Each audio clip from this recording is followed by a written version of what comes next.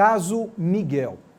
O laudo da perícia concluiu que a morte do menino de 5 anos teve natureza acidental. Na avaliação do delegado Ramon Teixeira, Sari Corte Real cometeu o crime de abandono de incapaz, com resultado morte. Ela pode pegar até 12 anos de prisão. O resultado do inquérito foi divulgado esta tarde. O delegado responsável pelo caso concluiu hoje o inquérito, no último dia do prazo concedido pela lei. Durante a coletiva de imprensa, em nenhum momento ele fala o nome dos envolvidos, nem mesmo da investigada, Sari Corte Real, patroa de Mirtes. O delegado entendeu que Sari praticou crime de abandono de incapaz, com resultado morte. Abandonar para a doutrina nada mais seria do que deixar sem assistência, desassistida, desvigiada, desprezada, largada à própria sorte, o incapaz de se proteger dos riscos resultantes daquela conduta. A criança da qual a gente tanto falou ao longo dessa coletiva tinha 5 anos de idade. E na tenra idade de 5 anos, ela sequer poderia ficar desacompanhada do elevador. Estamos aqui apresentando um caso concluído, a gente vai falar disso de forma mais didática ainda, como abandono de incapaz com resultado morte. No dia 2 de junho, dia da morte de Miguel, Sari foi autuada por homicídio culposo, pagou de fiança R$20 mil em dinheiro vivo e foi liberada. A pena para homicídio culposo é de 6 a 20 anos de reclusão. Já no abandono de incapaz com resultado morte, a pena é menor, de 4 a 12 anos de reclusão. A reprodução através desta animação foi feita pela Polícia Civil.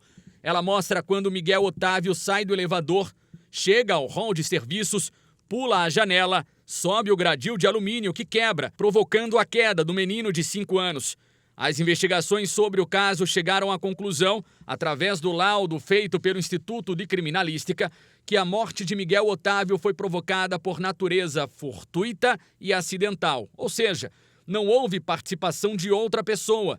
Por isso, na visão do delegado, a conduta de Sari não poderia ser enquadrada no homicídio com dolo eventual. O dolo eventual, para que pudéssemos entender presentes os elementos, ainda falando juridicamente dessa possibilidade, a gente precisaria observar a demonstração cabal nos autos de que a moradora visualizou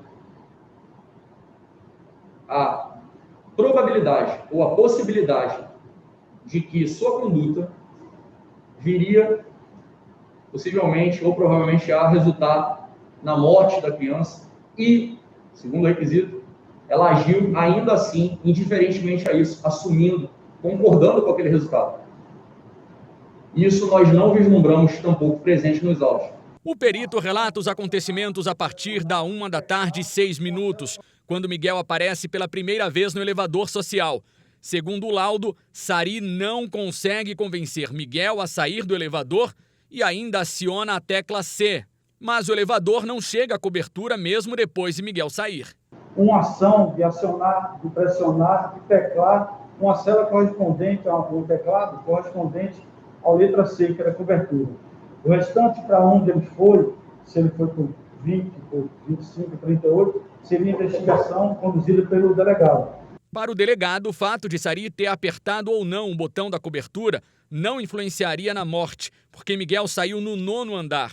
Segundo o Ramon Teixeira, Sari ter permitido a porta do elevador ter sido fechada é o fato mais relevante da investigação. Simulando ou não apertar o botão, imediatamente retira o braço, permite consciente e livremente o fechamento daquela porta e ainda é capturada pelas imagens se dirigindo à porta porta-fogo. A moradora investigada, segundo prova robusta nos autos, retornou do seu próprio apartamento. Não fez o acompanhamento do andar, não interfonou, tentou, segundo ela própria, juntou evidências disso, telefonar para a mãe, mas a nós pareceu algo bastante incipiente, bastante insuficiente para descaracterizar o abandono.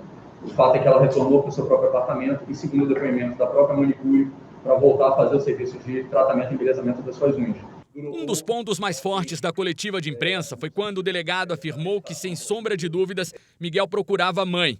Para vê-la na rua passeando com o cachorro, ele subiu no gradil e gritou, antes de cair do 9º andar.